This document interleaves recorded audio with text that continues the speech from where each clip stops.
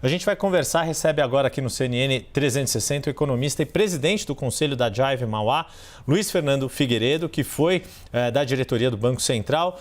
Luiz Fernando, muito obrigado mais uma vez por estar conosco aqui, sempre nos ajudando a entender os movimentos da economia e do mercado financeiro.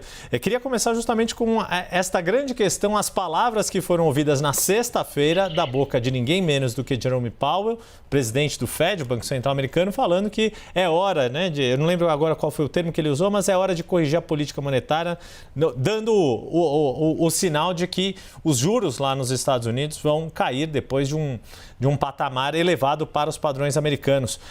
Como é que, na sua visão, isso afeta a nossa próxima reunião do Copom, que vai coincidir com esta reunião do Fed americano, reduzindo os juros por lá? Boa tarde, bem-vindo.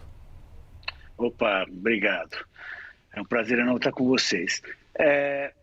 Finalmente, a taxa de juros não, a atividade econômica nos Estados Unidos, ela começou a arrefecer.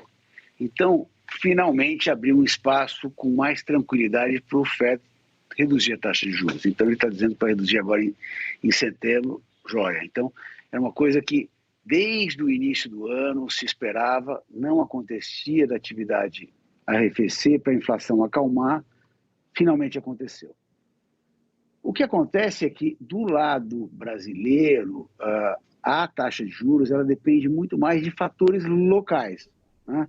Toda a incerteza que nós tivemos relacionada à política fiscal, as falas, essa narrativa muito dura do Lula com relação ao presidente do Banco Central e ao Banco Central, ele chegou a dizer, inclusive, que, olha, quando tiver o novo presidente, daí nós vamos baixar os juros, que é uma coisa que vai totalmente na contramão.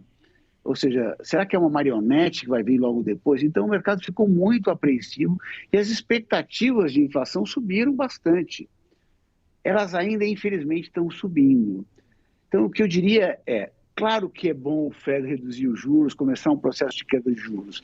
Aliás, o Banco Central Europeu já começou algum tempinho atrás, mas não é suficiente.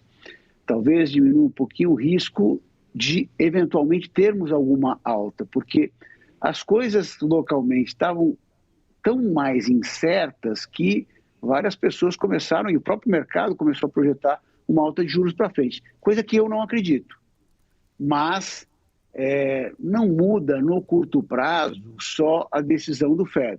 A gente precisa ver as incertezas no Brasil, elas arrefecerem muito mais.